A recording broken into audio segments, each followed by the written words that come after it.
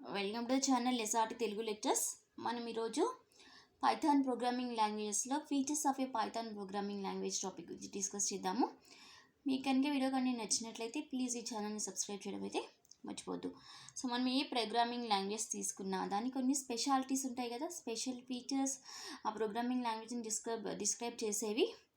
So పైథాన్కి సంబంధించిన features ఏంటో discuss చేద్దాం. సో ఇవన్నీ కూడా పైథాన్ యొక్క ఫీచర్స్ ఏమేమి ఉన్నాయి? Easy, open source and free, high level, portable, interpreted, object oriented, extensible, large library,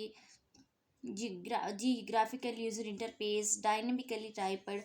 ఇవన్నీ కూడా పైథాన్ ప్రోగ్రామింగ్ లాంగ్వేజ్ యొక్క స్పెషల్ ఫీచర్స్. ఇప్పుడు ఒక్కొక్కటి ఏంటి అని డిస్కస్ చేద్దాం. ఇది easy. Python programming language easy.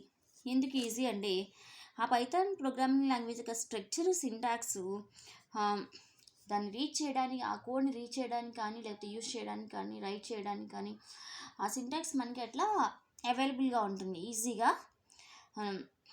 వాడుకోవడానికి. So it is easy. Next open source and free. ఈ పైథాన్ ప్రోగ్రామ్, ఈ సాఫ్ట్వేర్ అనేది ఫ్రీ. ఓపెన్ సోర్స్ అంటే ఏంటి? మనం ఫ్రీగా డౌన్లోడ్ చేసుకోవచ్చు, ఫ్రీగా వాడుకోవచ్చు, ఫ్రీగా డిస్ట్రిబ్యూట్ చేసుకోవచ్చు. మనకి ఏదైనా ఇంకా ఎక్స్ట్రా మోడిఫికేషన్స్ కావాలంటే కూడా చేసుకోవచ్చు. So open source and free. Next high level అంటే ఏంటి? Machine independent and human readable. ఒక పర్టికులర్ మెషిన్ మీద వర్క్ అవ్వడమే కాకుండా డిఫరెంట్ ఒక మెషిన్ మీద రాసిన కోడ్ని మనం వేరే మెషిన్ మీద కూడా యూజ్ చేసుకోవచ్చు. దాన్ని మెషిన్ ఇండిపెండెంట్ అంటారు. సో ఇకైతే హ్యూమన్ రీడబుల్. మనం ఈ సింటాక్స్ ఎలా ఉంటుందంటే, మనకి ఎవరైతే కోడ్ చేస్తున్నారో వాళ్ళకి ఈజీగా అండర్స్టాండబుల్ ఫార్మేట్ అయ్యేలాగా ఇంగ్లీష్ లాంగ్వేజ్లో ఉంటుంది. సో అప్పుడు దాన్ని హై లెవెల్ అంటారు. సో ఈ Python programming language high level.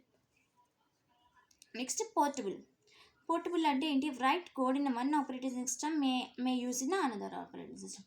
అంటే సపోజ్ ఇప్పుడు విండోస్లో రాశారనుకోండి కోడ్, మీరు అదర్ మ్యాక్ కానీ, లైనెక్స్ కానీ, ఇలా అయితే వేరే ఆపరేటింగ్ సిస్టమ్స్లో కూడా మీరు ఎగ్జిక్యూట్ చేసుకోవచ్చు. అంటే వన్ ఆపరేటింగ్ సిస్టమ్లో రాసిన కోడ్ని వేరే ఆపరేటింగ్ సిస్టమ్స్లో కూడా ఎగ్జిక్యూట్ చేసుకోవచ్చు.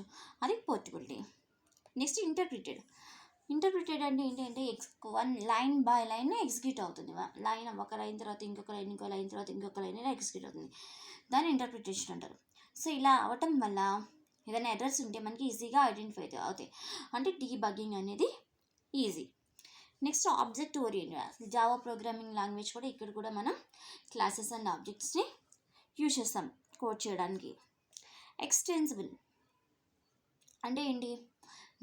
ఈ పైథాన్ని మనం వేరే ప్రోగ్రామింగ్ లాంగ్వేజ్లో కూడా ఎంబెడ్ చేసి యూజ్ చేసుకోవచ్చు. Next large library. చాలా ఎక్కువ ఆల్రెడీ ప్రీడిఫైన్డ్ లైబ్రరీ ఉంటుంది దీనికి, పెద్ద లైబ్రరీ. సో చిన్న విషయాలకి మనం కోడ్ చేయకల్లా ఆ లైబ్రరీని మనం యూజ్ చేసుకోవచ్చు. సో ఎప్పుడైతే మనం లైబ్రరీని ఆల్రెడీ యూజ్ చేసుకుంటామో అగైన్ కోడ్ చేయకుండా మనం రాసే నెంబర్ ఆఫ్ లైన్స్ అనేది ఆటోమేటిక్గా డిక్రీజ్ అవుతాయి. నెక్స్ట్ ఈ గ్రాఫికల్ యూజర్ ఇంటర్ఫేస్ అనేది చాలా సింపుల్గా ఉంటుంది. సో మనం మనకి పైథాన్కి ఉన్న గ్రాఫికల్ యూజర్ ఇంటర్ఫేస్ వల్ల, గ్రాఫికల్ యూజర్ ఇంటర్ఫేస్ అంటే ఏంటి? సాఫ్ట్వేర్ మనకి కనపడే పేజ్. మనం ఈజీగా ఆ సాఫ్ట్వేర్తో ఇంటరాక్ట్ అవ్వచ్చు. అంటే మనకి ప్రోగ్రామ్ రాయడానికి కానీ, ఎగ్జిక్యూట్ చేయడానికి కానీ ఆప్షన్స్ అనేవి మనకి సింపుల్గా ఉంటాయి అన్నమాట. నెక్స్ట్ డైనమికలీ టైప్డ్ అంటే ఏంటి? సపోజ్ మనం సి లాంగ్వేజ్ కానీ, C++ కానీ ఇలా తీసుకున్నప్పుడు ఏదైనా ఒక వేరియబుల్ యూజ్ చేసుకుంటున్నాం అనుకోండి, ఆ వేరియబుల్ టైప్ని మనం ఫస్ట్ డిక్లేర్ చేసుకోవాలి. లైక్ ఏంటి? Float B. ఇలా వేరియబుల్ టైప్ని మనం ప్రీడిఫైన్గా ముందే డిఫైన్ చేయాలి. కానీ పైథాన్కి వచ్చేటప్పటికి అలా డిఫైన్ చేయక్కర్లేదు. సో మనం మన వేరియబుల్లో ఏ టైప్ ఆఫ్ వాల్యూ స్టోర్ చేయాలని అనుకుంటున్నామో అది ఎగ్జిక్యూషన్ టైంలో మనం డిసైడ్ అవ్వచ్చు. సో అది ఒక పైథాన్ యొక్క వెరీ స్పెషల్ ఫీచర్. సో దాన్నే డైనమికల్లీ టైప్డ్ అంటారు. అంటే మనం యూజ్ చేసుకునే వేరియబుల్ యొక్క టైప్ అనేది ముందుగానే డిక్లరేషన్ టైంలోనే మనం డిఫైన్ చేయవలసిన అవసరం లేదు. ఎగ్జిక్యూషన్ టైంలో మనం ఏ టైప్ ఆఫ్ వాల్యూ స్టోర్ చేయాలనుకుంటున్నామో ఆ టైప్ ఆఫ్ వాల్యూ స్టోర్ చేసుకోవచ్చు.